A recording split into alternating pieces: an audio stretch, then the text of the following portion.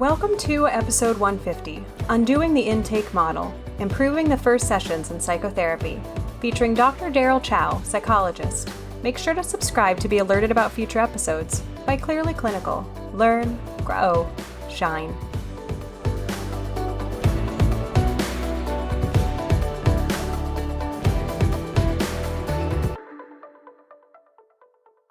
Hello to our listeners. My name is Beth Irias, and I am just so delighted and honored today to be joined by Dr. Daryl Chow.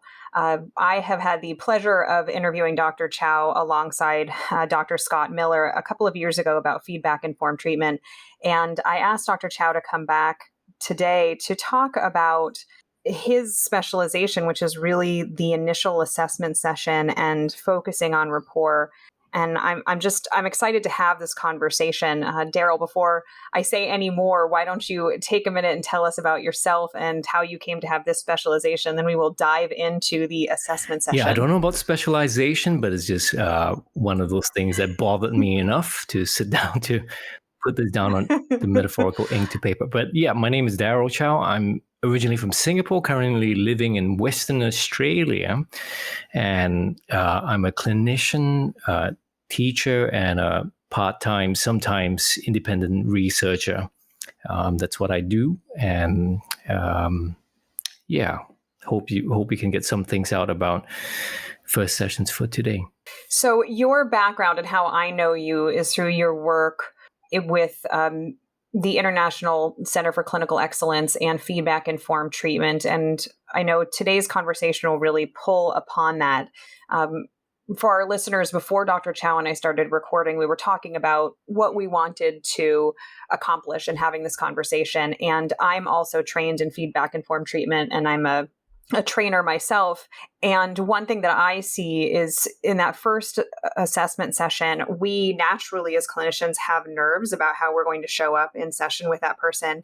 And then there are just so many things that we need to do, so many forms, what button is a person going to hit when they arrive to let us know that they've arrived? I mean, all of these little things that are done, and we get away from, we can lose sight of the foundation of why we're there, which is a healing relationship. And what I really appreciate about Dr. Chow's work, not only in research, but also in practical application of how we have that initial assessment session or those first few sessions to really create the frame of healing. So Daryl, tell me about your background with FIT and how you got into feedback-informed treatment, and then let's go into this first few session Sounds business. Good. Well, I'm probably the last person who would be interested in any kind of psychological tool or measurement of outcome. I come from Singapore, we're a country that prides everything about performance beyond the bedroom, and we have a lot of emphasis right from very young age in schooling, in academia. So, I didn't fit well in that system. I didn't like anything about the way traditional education was like in Singapore. I flopped very badly. I did very badly in school, all the way from primary school to high school, and even in a little bit of tertiary until I got short-circuited because I had to go enlist into the army. For every male in Singapore, we do have to serve for 2.5 years. In my time, now it's 2 years. And then it was only after where I took learning and education to my own hands where things start to go on a different direction. So anyway, it all started because when I was in uni, I came across two really important books. One was Escape from Babel, and the other one was Psychotherapy with Impossible Cases. So I'm an undergrad. I'm in University of Southern Queensland at that time, and then I was in the library. I was just browsing through, and I thought, this is really interesting what they're saying. And long story short, and when things started to develop, there was also a listserv at that time. I connected with people all over the world. And when I went back to Singapore, my friend Shannon gave me a book. She said, you got to read this, and I said, what's that? And she passed it to me. It was just released book called The Heroic Climb. And I read it through, and it really sort of challenged the status quo of how things were going. And one of the things that they suggested was that instead of just relying on evidence out there, is you need to figure out your own evidence, figure out how effective you are, one client at a time, and measure the outcomes and alliance. And I was hooked. I just thought, okay, I want to figure this stuff out. This was probably 2004, 2005. I just began working as a psychologist. I was working as a youth worker at first. And then when I worked in a hospital setting, I just thought, let's just keep going at this and try this. And there was no turning back since then. I cannot find another way that, I cannot find a way without measuring how things are going in terms of the client's well-being and the engagement, as you know, Beth. So that's been the staple so far. For those of our listeners who aren't familiar with feedback-informed treatment, you've probably heard of it and didn't know what it was. FIT is really the foundation of that statement. You've heard someone at some point say, a supervisor say, that it's really the relationship that matters. Feedback-informed treatment is really the model that was born out of that research, and this idea that if we're delivering care that is maximally responsive to the client, our outcomes get better. And so what does that mean for us as clinicians in terms of how we become more responsive and more flexible to the needs of the client, which is a huge break from the early days of psychology and psychotherapy, where it was therapist or clinician as expert and client as non-expert. It's flipping that on its head. And it's something that Daryl and I are both passionate nerds about. So if you are interested, I encourage you to look at some of our past episodes. Like I said, the interview with Daryl and Dr. Scott Miller, and also another one with Dr. Scott Miller by himself talking about feedback-informed treatment. And for the purpose of today, we're going to be talking specifically about those first few sessions of psychotherapy and what we as clinicians need to be doing better or differently in how we deliver care. There's so much here that we could talk about. My first exposure to Daryl was through Dr. Scott Miller, but also through his book, First Kiss. Daryl, why don't you kind of sum up that book and some of the research about what really comes into play with the first few sessions and why it's so critical that we as clinicians do a good job during those first few sessions? Yeah.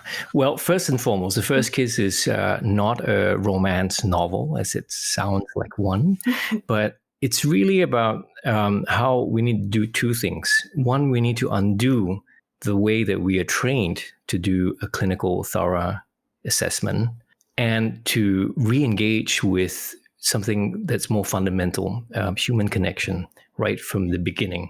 So its central idea revolves around this piece. And why this is so important, many outcome studies that we see today based on data that's existing.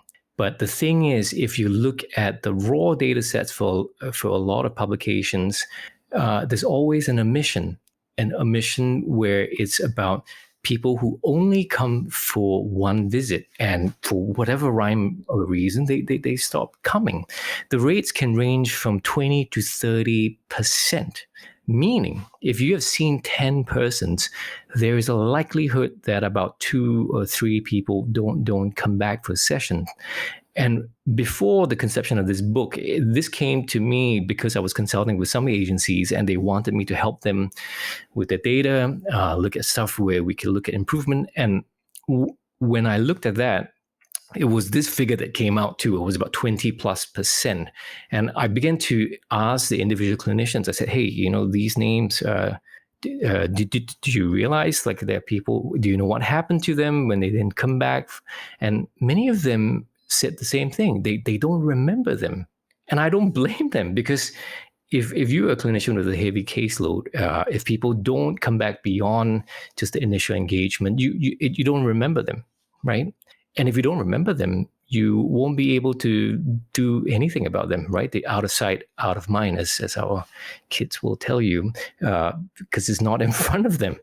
And this is a real issue. This is one story could illuminate this. Abraham Walt, he was a mathematician in the World War II. He was tasked that the Air Force wanted him to figure out how to increase the airplane's robustness and attacks from bullet fires and bombs and whatnot attacking the planes. And they brought him all the planes and showed them all the rates of hit around the planes. And he said the way to protect the planes are not the planes that you have brought back. The way that we need to protect the planes are the planes that are not there. Those are the things that we need to protect. And sometimes this is called survivorship bias. Because of survivorship bias, we don't see the data on an aggregated level as well.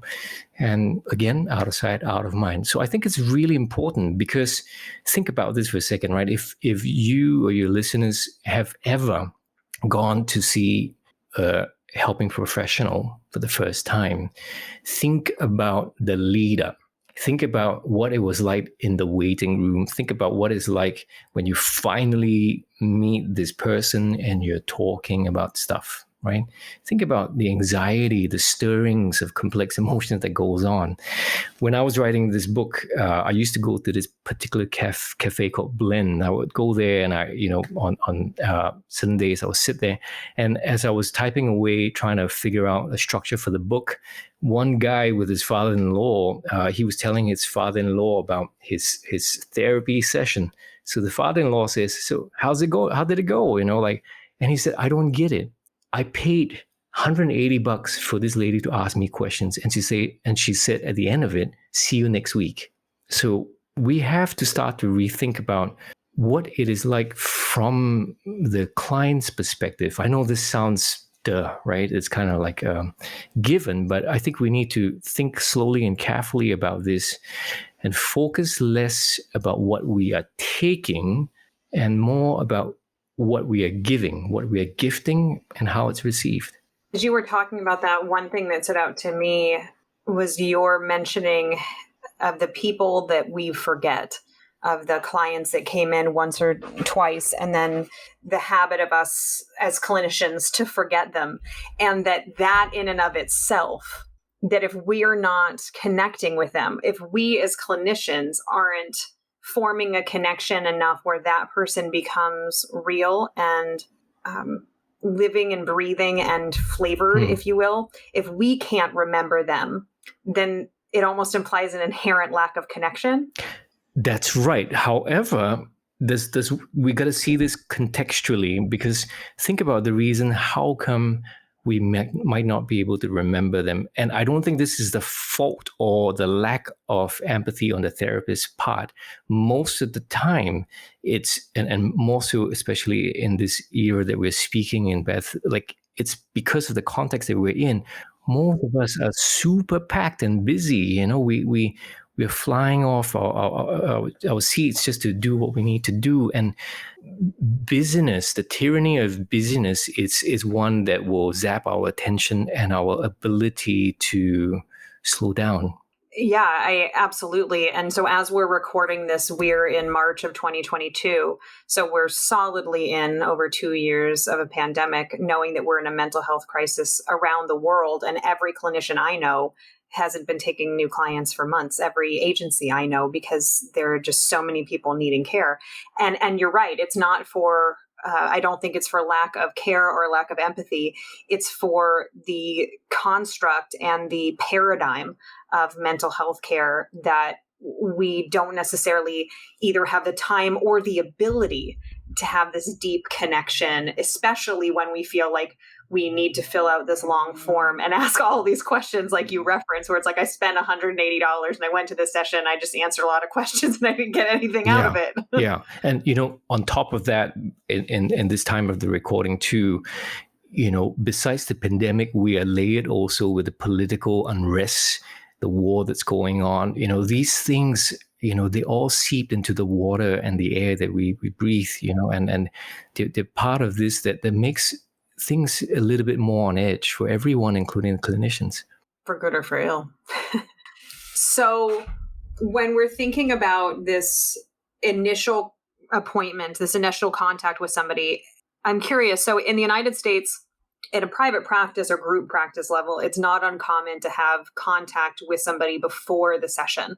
So it's pretty common practice in private practice for a client to have like a free 10 or 20-minute phone call before they set a session. It's not required, but it's common. I'm curious, is that common in Australia as well? Or is it more like a doctor where you just set up the appointment and show up Yeah, I at think a certain time without that initial practice contact? dependent. We don't have this lesser than in the US, as far as I know, of this free initial concept where it's a quick kind of get to know you and before the actual session.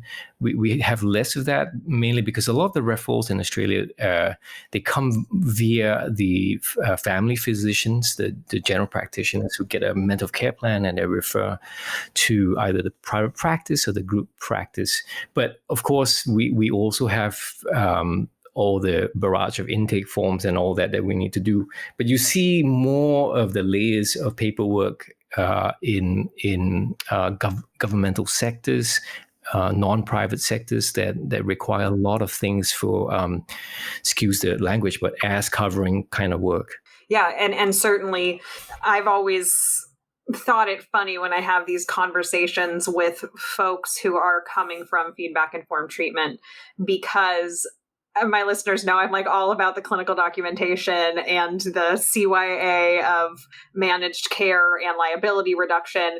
And it's interesting for me as a clinician to kind of straddle these two worlds. So I have this part of me that's training about utilization review and making sure that we're crossing our T's and dotting our I's, and that our documentation is robust enough to protect the client and protect ourselves and potentially serve for third-party payers, and then simultaneously focusing in feedback-informed treatment on making sure we're talking about the relationship. And it's just so delicate, and that's why I appreciate the language. Yeah, the language in your book about the first kiss, because when I heard that, like, it really gave me pause, because it really is like this pivotal make or break moment, just like a first kiss. There's like, you can have all this buildup about what's about to happen, but if there's no like good, happy juju that happens, you know it. Yeah.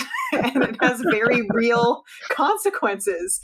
So why don't you take a minute and share some of the research about the consequence of a bad first kiss, if you will. So when we have a mismatch between client and therapist, when there are missed moments of connection, what does that mean for dropping out, for rates of success, for the therapy outcome? Before going into that, I just, as you were talking, you gave me this idea for a second edition publication of the book.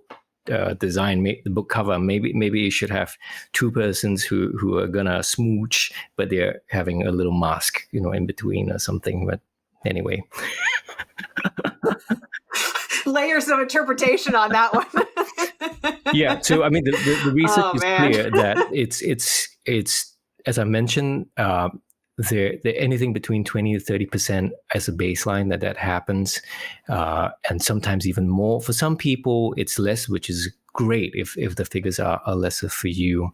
If you don't know, maybe it's a good thing to track amongst some of the metrics that you want to know what's really happening on a slightly zoom out level, on an aggregated level of your caseload, but also the cost on the system, right? That I don't know how we could calculate this economically, but if a person actually takes the effort to come for the first session and not seek help, it's not just a cost economically on the organization or on the person's wallet, but it's also on the faith and confidence of seeking help. I mean, that step to come, for some, it's nerve-wracking. It's hard to even come to that point. For others, it's easy, but to be disappointed, it's quite another thing to be able to pick yourself up and go, you know what, maybe this is practitioner dependent. I'm going to try someone else. I'm going to bet my money again and go see someone else.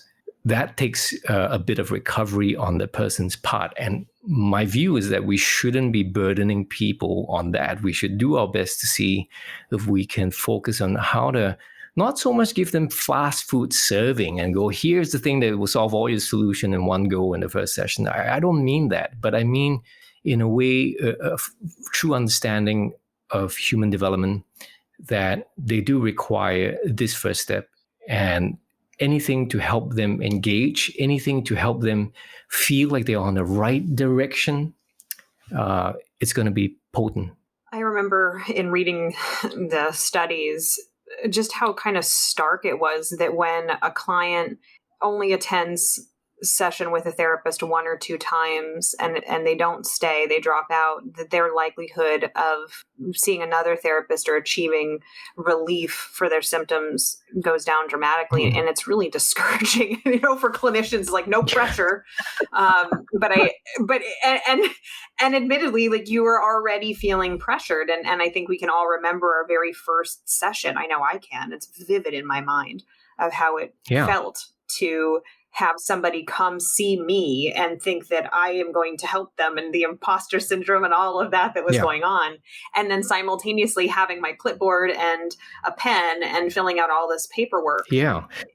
How do we do that, Dr. Chow? How do we fix this and make this work? Well, since you call me Dr. Chow, I have to straighten my back and give you a research answer now.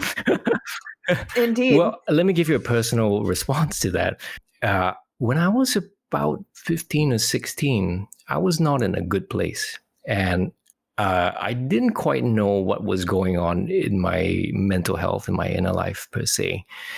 And I used to skip school. I was attending what in Singapore called a polytechnic situation where I was attending business administration school, and it was totally not for me. I almost earned my PhD then, or what we call poly halfway dropout. I was skipping school. I was running away to this place in City Hall nearly every other day by myself. And I was just wandering the streets of City Hall. And I used to go to this church there. I didn't subscribe to any religion at that time, and I would just go there. I would be sitting there in the quiet, and the background noise of the street traffic's just far away, and this place was a haven. But I kept going there week after week, and I could feel this kind of unrest that I was experiencing. I was not doing well emotionally. So I went to the office in there, and I knocked on the door, and I said, strangely enough, I just said, "Can I speak to someone?" And this man, elderly man, French guy, he said, "Come in."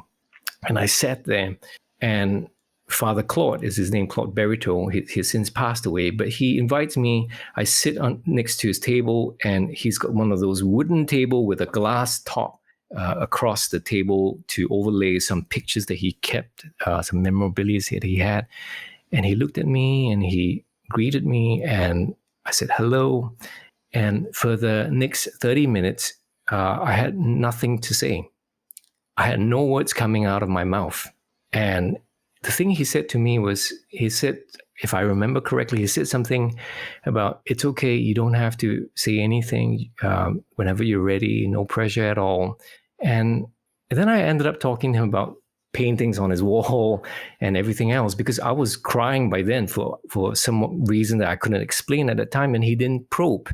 He didn't, do anything he didn't have paperwork to fill out. He didn't anything to sort out. But it was profound for me. Like even till today, right? I'm 43 right now, more than 20 years later. I remember this moment really vividly, and it was the seed of my ongoing work with him for the next 7 years after. And this book was dedicated to him at the front, because he was not informed by fear. He was informed by his intent.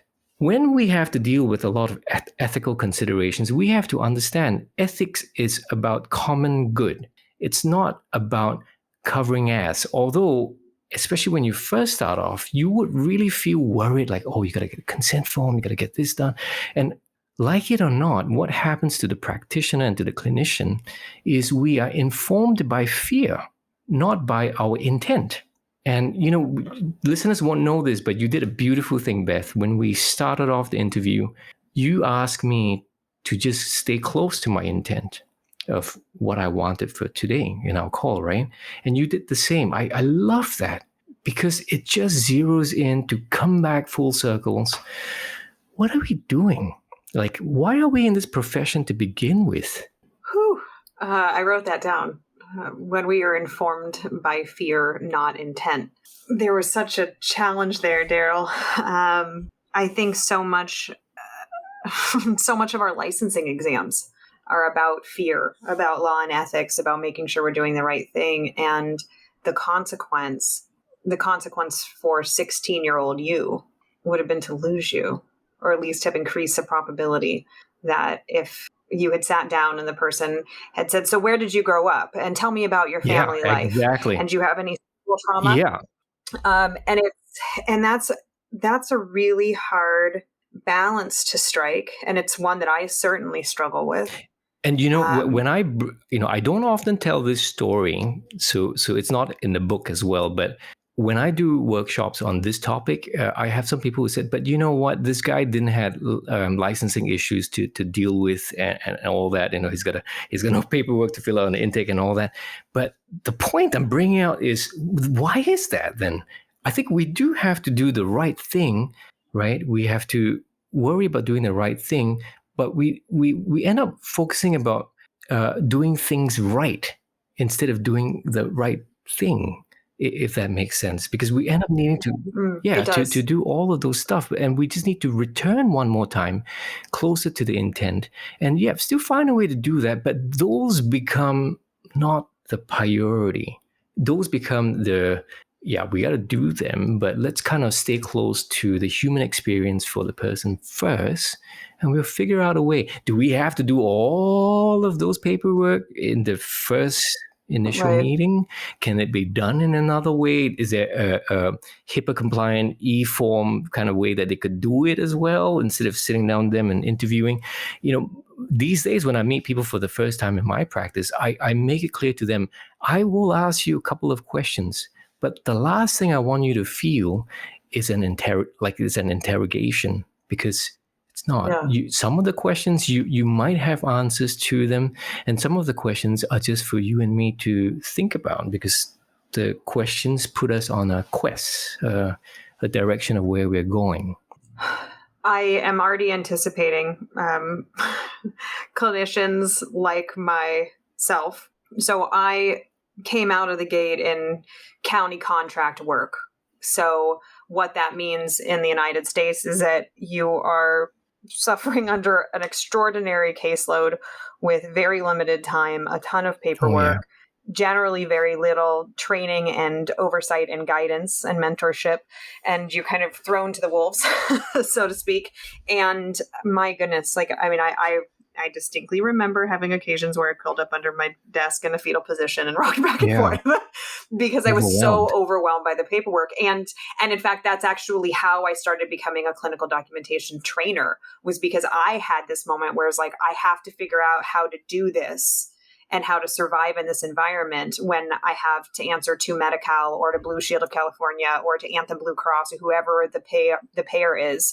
And I also need to sit in the room with this person and not just interrogate them, and in that environment, very high acuity. It was a residential environment. So I was working with young adults and adolescents who had been through things that I can't even imagine, and have also had to tell their story so many times at the point that I see them as if they're not sick of telling their story about the worst things that have happened to them.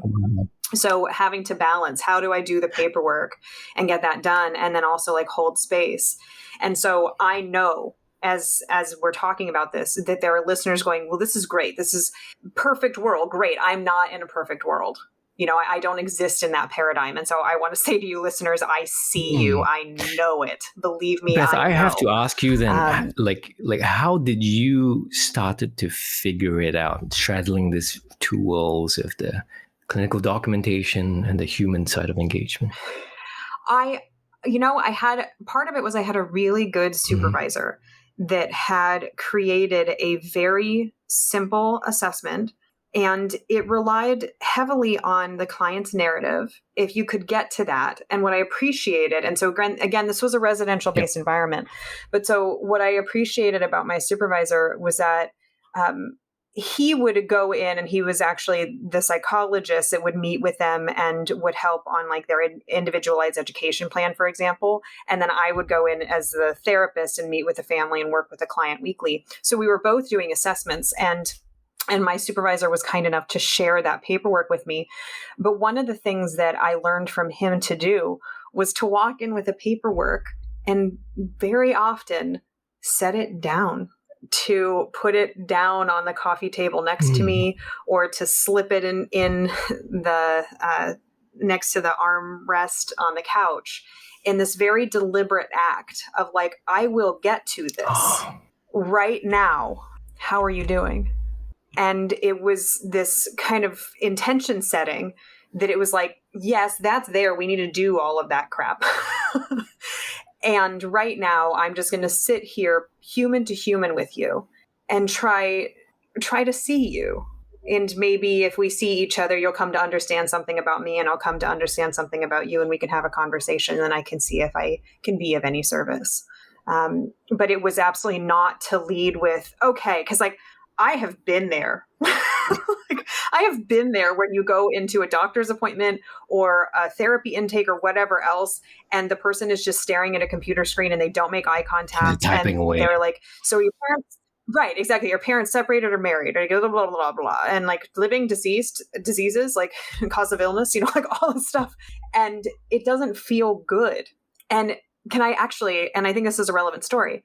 So I, one time had that intake myself where I was patient, and the person who was a fellow clinician, a psychologist, never even introduced herself, and like came out to greet me at the waiting room, brought me back to her office, said, have a seat, and then just started asking all these questions.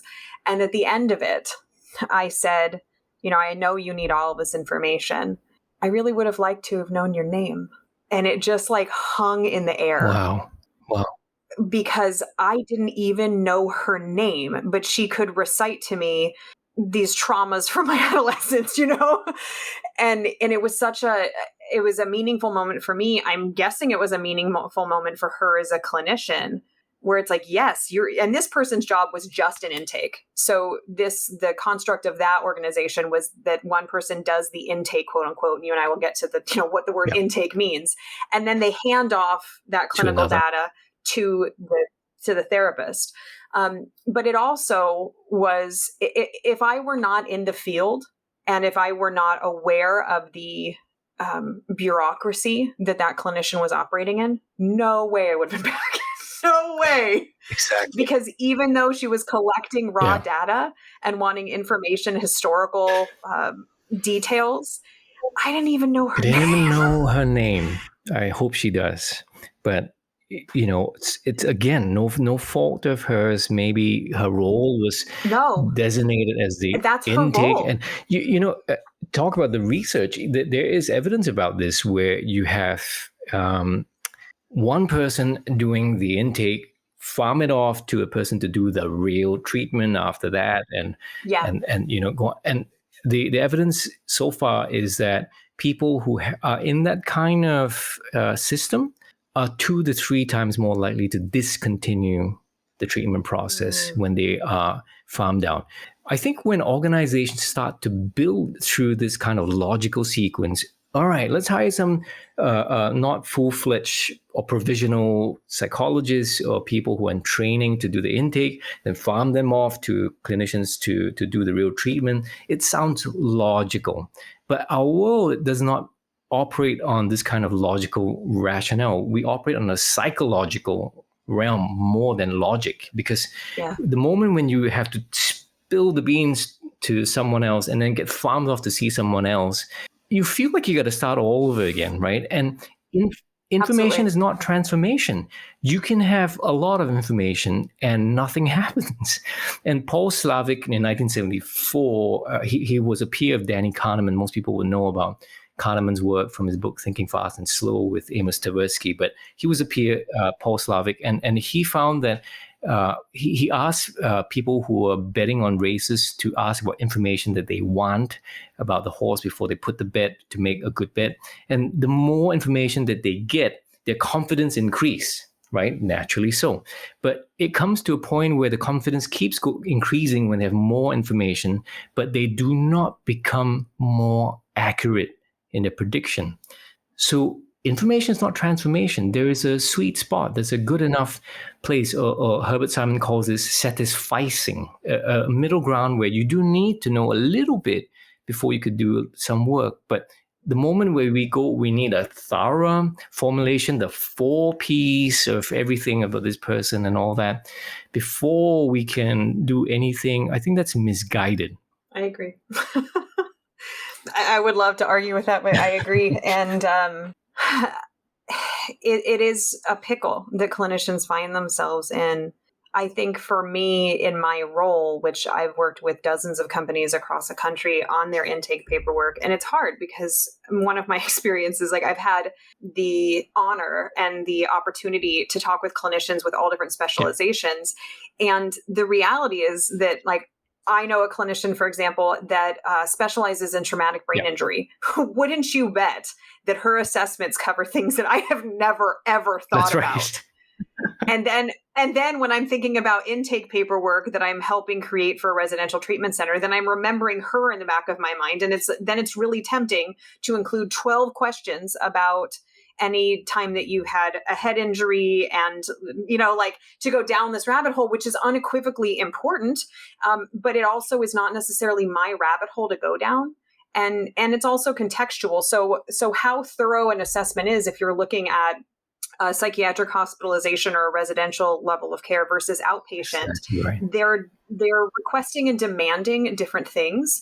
And so what I expect of an outpatient clinician, and I'm speaking right now as an auditor, and I should note that, like, not as a fit trainer or anything like that, but as somebody who's audited outpatient paperwork versus auditing residential or psychiatric hospitalization, my spectacles are different. I'm wearing different glasses when I'm looking at that, because one is predominantly a medical service if we're looking at residential and psychiatric. Yeah. But if we're looking at outpatient, we're looking at what you're talking about, and I guess I should say the first kiss exists at every level of care. So let me just qualify that. But for the purpose of today's conversation, we're talking about that first session between prospective client, I should say, and prospective clinician. Yep.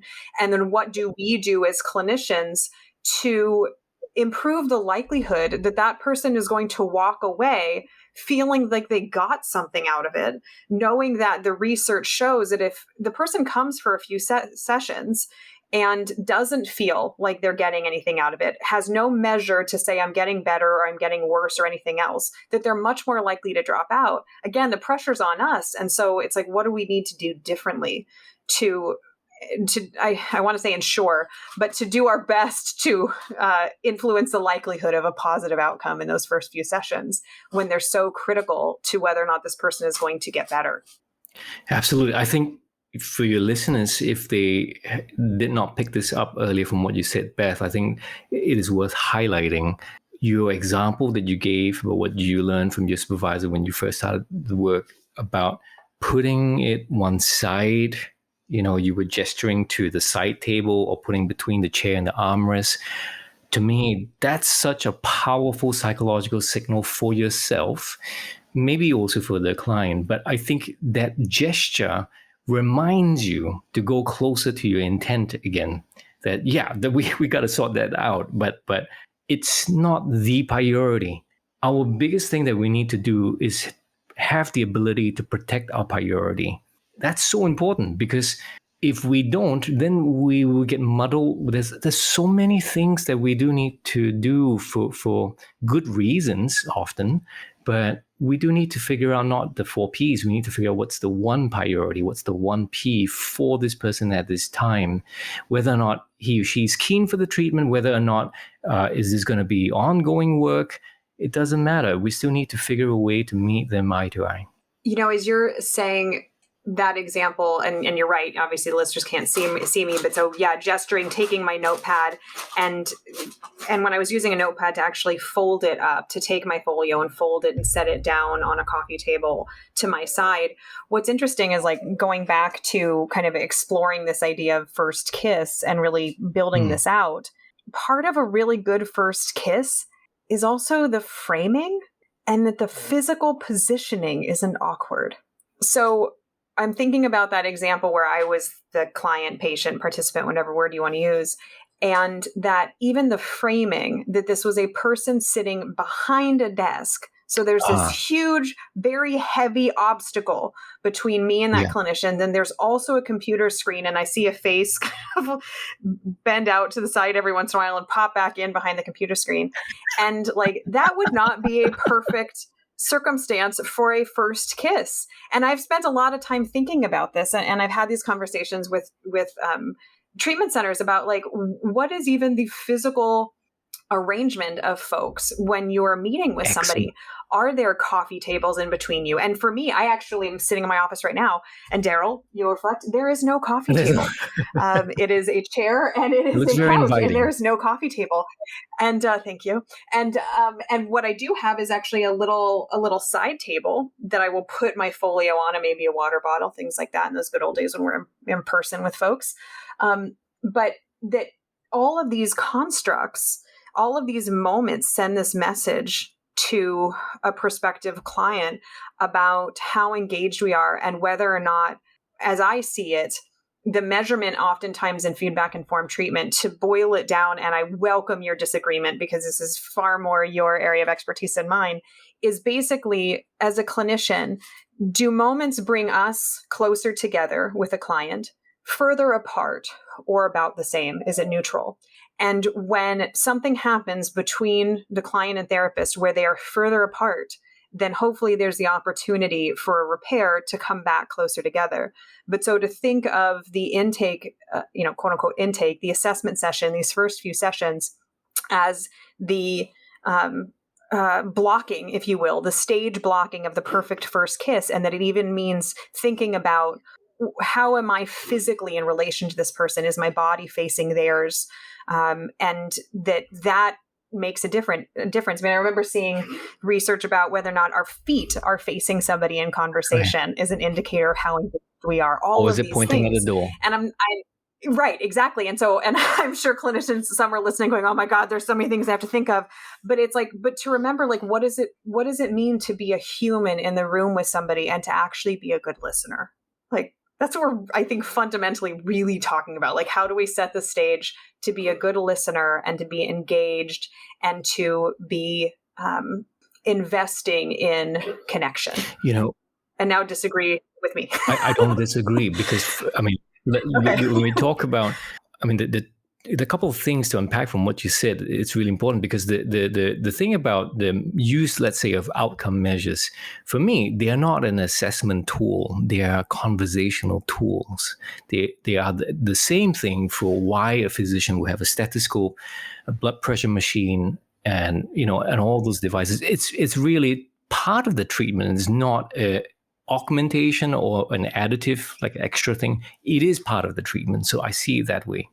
Secondly, the idea about the table, I mean, that's spot on. When you have those physical things, it sends a kind of signal. But if you subvert those norms, let's say, if you were in a setting where it's like a table in front of the client, it's like an interview, like a consult, if you subvert that and you actually go, I'm going to sit somewhere that's a little bit more equalizing, it sends a very powerful signal to the client as well. As you were speaking just now as well, an image of, I think Northern American listeners would know this about Fred Rogers, the TV personnel who did kids shows, right? And if you have not heard or seen him, just Google him on YouTube or something and just watch his eyes. And when kids come up to him to talk to him, his eyes are transfixed on that one person that's in front of him. Everything else fades, right? And it's intentional, because that's his principle. That's his philosophy of life. The most important person is the person in front of me. Everything else fades for him, and he just focuses on that. And you could see the impact of children, very young kids, when they're in the presence of Fred Rogers. Oh, yeah. I love that example. It's so disarming, and to watch him engage and the way the kids just flourish and are just so excited to tell their stories. And also he was so deliberate in he was very deliberate in being aware of the power differential. And so you'd see him kneel. That's right. He would go down. And yeah. and all of those moments, I think they're really beautiful examples of those, I guess, of the transactional analysis between client and therapist, and how do we meet adult to adult instead of parent to child, where there's this really strong power differential where we are the expert, let me adjust my glasses. And that the research kind of, I think the anti-establishment part of me, it's a little rebel. I think that's what I love about FIT. And I think those of us who are drawn to it have that same affection of like, it takes a lot of the stuff that we think we know and it turns it on its head. It's like, oh, wait, that's actually not what healing is. I'm curious, you mentioned the importance of intent. When you are having an initial assessment, quote unquote, what is your intent if you were to define it? Yeah. When I think about it in this way, I think about three things. On a macro level, I'm always thinking about intention, attention, and repetition. To me, these three things of intention, attention, and repetition are what forms, in my head at least, constitute a ritual. Intention, attention, and repetition, to do this in a way with different people. And I do this intentionally, right? And my attention is devoted in that hour to that person.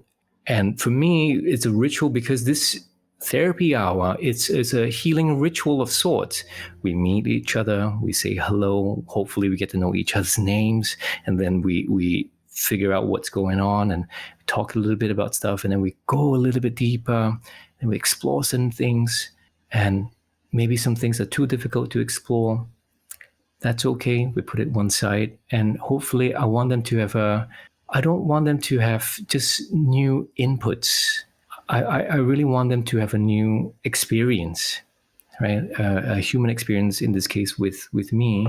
And that's about it. And maybe at the end of it, I might provide certain rough north compass, like where we might go, what are some things we might touch upon.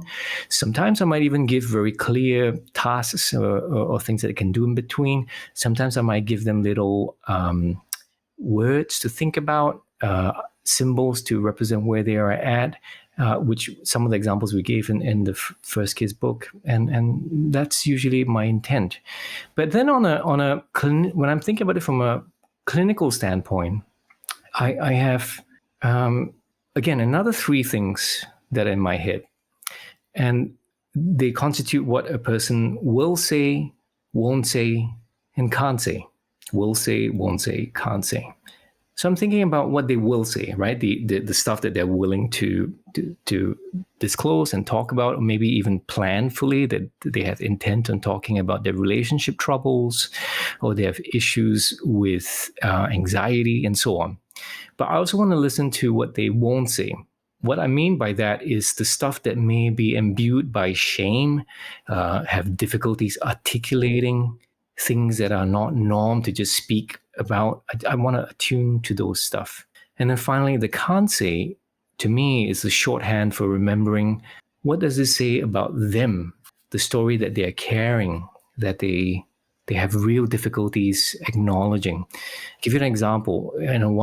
One person came to see me that was quite obvious. It was about some sort of obsessive compulsive behavior, right? So that's the will say. The won't say, it's about the level of shame and difficulty about how this person needs to keep repeating certain actions, counting certain magical numbers in their head. But then the third level, the will say, won't say, and can't say, the deep level is this person feels like she was a bad person. She feels like she's a bad person, right? It's almost like, what do you mean? Like, how does this make sense? But she carries this hyper responsibility that if she does not do something right, something bad would happen to other people. And she does not want to be a bad person.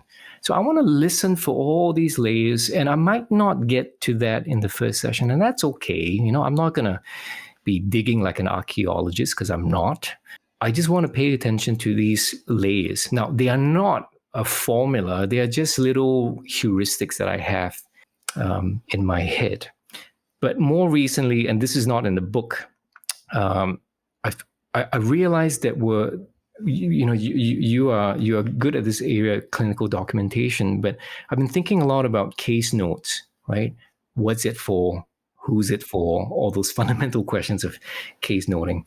And I realized that when I look back all my years of writing thousands of case notes, that there were timely case notes and there were timeless case notes. So what I mean by that is there's always certain information that remain perennial, remain timeless, that are always going to be like necessary information that's going to help me in my work. So I sat down and I thought, let's kind of think through this carefully. What are these stuff that I seem to repeat, or I flick through the case notes always to look for these informations again and again and again. And then why can't I just create a case note that is not time bound, like sequentially time bound, and go like, this is perennial, this is timeless. So what I came out was there were 4 domains that I seem to always need those information. Again, it doesn't have to be all in the first session, but they were things that were powerful. They were client factors. So the 4 things were one, and just for my own easy reference, they were called the 4 S's. So the first S was systemic. I want to know the relationships that they're in, the people they care about, and the people that care for them. If they have enemies, if they were part of the reason why they were in treatment, I want to know them. I want to know how they address their grandma. Do they call nonna? Do they call grandma? Do they call popo? I want to know those native language of how they address people they care about, because that speaks on an emotional level. It's not just an intellectual exercise. And there's a lot of relevance to this too, because it comes into the therapeutic frame of how I would work. Second is, I want to know sparks. So sparks are things that they really enjoy. They go into flow states. It could be things that they really care about, things that they have an activistic mindset about, all those things that make them come alive. Why I have this down as perennial? Because these client factors, as we know from the zoomed out literature, accounts for about 80 to 87% of outcomes. If I can tap into them, it's a huge deal, and it's very idiosyncratic to each person. So I know what they care about. That's the sparks. Then significant events. So as most therapists are trauma informed, significant events are about painful events, but they're not it. Those things constitute significant events. I want to know things that have happened that they constitute as significant, that were painful even. But also on the flip side, I want to know transformative moments. I want to know what someone said to them that really surprised them, that still stayed with them, things that happened in their life, maybe serendipitously, happenstance that turned their life around, that was pivotal. Like for me, meeting Father Claude was pivotal and probably instrumental to why I end up in the healing profession. I want to know these things. And then finally, the last S is a sense of self. So like the lady that I mentioned briefly dealing with the OCD, her sense of self is not just guilt, but she carried a lot of moral responsibility for other people. And she didn't want to be a bad person. She wants to do good, right? She wants to be able to bring life-givingness to the people that she cares about, but she's plagued with this kind of wrongdoing and magical ideation that she can cause harm to other people. So sense of self, you could think about, you could use the big 5 personality traits to think about that, or you could use other kinds of attachment theories about avoidant and anxious states, just to think about how would you conceive their personhood, right? And it's not fixed, right? Personalities are not fixed. They change over time, as we know of more recent literature. But it's also not monolithic. It's not just one sense of self. There are many selves, as you might know from internal family systems. Just thinking about conflicted parts of their sense of self. What different parts do they have about how they see themselves, the stories that they carry. So these 4 S's usually just guide me, and they often help me to have a clearer picture of the person. And when things get busy, if I suddenly forget who John Smith is, this is the go-to that I look to remember to remember. Thank you. I feel like that in and of itself is its own hour-long interview, but just to restate what Daryl just shared. So for him, those 4 perennial client factors, to just restate them so that they store in your memory a little bit better, are a systemic spark. So those are the things that someone is really passionate about, significant events, and also their sense of self. And so in doing that, Daryl, it sounds like that's your way of really, not just for documentation, but truly honing in on who this person is, basically capturing their humanity. That's right. So that goes back one full circle to what you said. That's my intent. And it also gets the job done to make sure that I have enough information to that if somebody picks it up and looks at my case note, and if I die for whatever reason, suddenly somebody can look at it. Oh yeah, okay, great. This I got a sense of this person too. You have talked about already, you touched upon the idea of giving more than what we take. You also, we've talked privately about the importance of clinician vulnerability. Can you speak a little bit to that? Because the construct of therapy, like, talk about invasive, particularly for so much of at least Western culture. We're steeped in the importance of a stiff upper lip, quote unquote, many different cultural factors saying we don't talk about problems, we don't talk about that, we don't be weak, all of these different things, that these messages we've gotten. And so then it's like, oh, I'm going to go sit down and talk with somebody and tell them all of my deepest secrets. So how do you see vulnerability? What does vulnerability look like for you as a clinician to create a safe space for it in the client, and also to show vulnerability yourself as a clinician? Wow. So one of the things that I mentioned in the book as a guide, that if you're expecting your clients to be vulnerable with you, then be vulnerable first. And I don't mean tell all your wounds and all your problems, but I mean introduce yourself. Right? Give a little bit of a short spiel about yourself. If they have not checked you out on your online platforms or your website, say something about yourself. It's, like you said, it's disarming. There was a researcher, and her surname was Moon. I remember her surname as Moon. She did a study of computers, robots in this case, asking students information. And she was trying to study how much people are willing to be vulnerable in disclosing to a robot, right? A computer. And she would just get the robot to have bot automated responses and then say, tell me your name, what was the difficulty you faced at this age, blah, blah, blah, and ask and ask. And then she would gather all of the information and she would quantify them in terms of its load of information. Then she had an experimental group where the robot this time, instead of just asking the questions, the robot would tell about itself. The robot would say, I have a hard time defragmenting the information, and sometimes I have a glitch, and all that kind of stuff. And then the robot goes on to ask the question. And she found the sheer act of a bot doing that increased the rate of people's willingness to be more vulnerable. Can you imagine that? A robot doing that already can create that? What more of a real human? That's amazing. I'm really glad you just shared that anecdote. What interesting research. I think particularly for new clinicians, and I've acted in a supervisorial role before.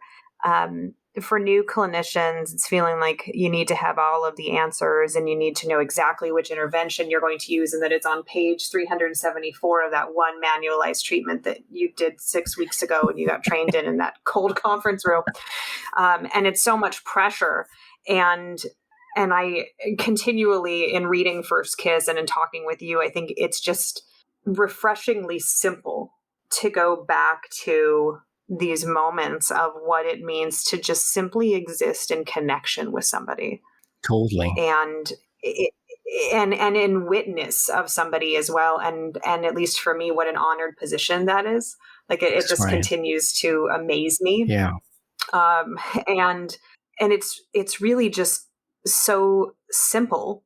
So if we do those things that you're suggesting, if we focus in on these important client factors and we make these really deliberate moves in the beginning about our priority, letting it be known to the client and to ourselves that I am here to, I guess, bear witness to you, to be in connection with you, to sit in this space. Yeah. That it's not saying, I think it would be easy to listen to this and be like, okay, well then I don't need to do paperwork. And then the documentation professional is like, no, don't mishear this. But that it's to strike a balance and to put down your pen long enough to just simply hold space in the room or on the phone or virtually or wherever it is with somebody. And that, I mean, I'm trying to think for myself, having done hundreds of assessments over the years, if not thousands, probably thousands. I'm trying to think if I've ever not been able to get the information that I've needed. And by and large, I honestly, I can't think of any where I've been missing information for utilization review or for clinical documentation. And granted, certainly I think what you're talking about is an art form. There's such an art to this of how you think it's really simple, but an art to balance being with somebody and also completing paperwork. But that I think if we go back to the basics and let it flow organically instead of with some formula, then I even talk about it with clients as like kind of this pain in the ass thing I have to do, where it's like, I have to ask you these questions. And so I'd love to hear your story. I might ask you a few questions about that. And we're not going to cover everything today. But so it's like just saying, please don't feel like you have to come in here and just spew out all this information. And then in 79 minutes, it's time for you to leave. And then we'll do it again next week. I think removing that pressure, and I'm glad for clinicians like you who are having these conversations and thinking deeply about it so much that you look up the research, like what you just said about the robot, because I think we need to hear that as clinicians, because there's so much pressure on those first few sessions. And I think what you're presenting is refreshingly simple. Thanks. Yeah. And I think, if anything, my hopes for the book was not to provide a formula, but just a kind of form, a scaffold that people could start to rethink about, okay, how are they going to structure the ritual of the first engagement, and what can go, what will satisfice, not maximize, but and maybe we can cover everything. That's okay, and any kind of audit would know that you thought about that and you put it there to continue to access further. That's fine. That's all part of ongoing documentation. But I think if we can remember that if we keep our eyes open and see for what the person is, you need to be responsive and adapting, right? Because you may have a typical session that flows very well, but if you keep your eyes open, you could see that this client is in a different state. Maybe he may look like he's really tense, right? And he's really tense, and he's just giving you all the information and just blabbering out, yep, I'm feeling and just go on and on. But if your eyes are open, your ears are open, then you realize this person's really anxious, right? If this person's really anxious, then stop. Then go, do you notice what's happening right now? You look like a deep sea diver to me right now. Are you holding your breath? And then as soon as you do something of that levity, it can be, again, disarming, and the person may sigh a relief, and you could check in, like, how are you feeling in the body? What's it like even coming here today? When you're sitting in the waiting room, what was running through your mind? Those things are important, especially if the person's showing to you, if your eyes are open, your ears are open, that they are feeling a certain way, then don't ignore that. I want to comment on that because I think you just kind of opened up another concept too, which is the importance of that being part of your assessment. And right. That assessment doesn't only have to include answering these questions that are historical. It can include client presenting with pressured speech and appeared to not take deep breaths. And that's part of our assessment of a potential issue with anxiety. Your MSE or your impressions, And we are, you and I joked before we started recording of just like the bureaucracy of healthcare in America and in the Western world, and the complexity of diagnosis and billing and this patriarchal colonial origin of this whole system. And so it's not, it's not simple for clinicians to sort through all of this and to make sense of who they are clinically and then how they're going to show up in the room. For clinicians who are listening and want to learn more about you and about your work, obviously the first step would be to go check out First Kiss and not the one that looks like a romance novel on the front. It would be the one by Dr. Daryl Chow. But Daryl, why don't you tell our listeners as we wrap things up, the best way to learn more about you and about your work and about feedback-informed treatment and kind of give them the spiel, because we've just scratched the surface on something that you wrote an entire book about and that have done lots more research of things that branch off of it. Yeah. So, I mean, the book was written in a way that I really wanted it to be bite-sized, as clear language as possible. I don't know if I achieved that, but that was my intent. So it was not written in a kind of scientific, academic kind of writing. So I really wanted it to be a bit more approachable and something you could revisit every now and then, just to remember the things that are dear. So the book's available wherever you get books, online and all that.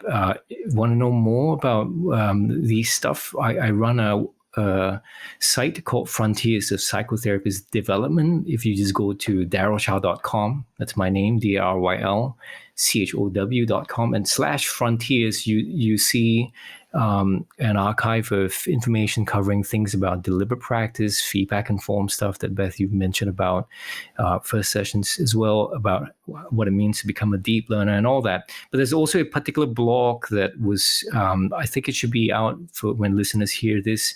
It's called darylchow.com/frontiers and /4S. So that's where we talked about those 4S. There's going to be a little template that people could just use that to aid the memory of if that makes sense to them.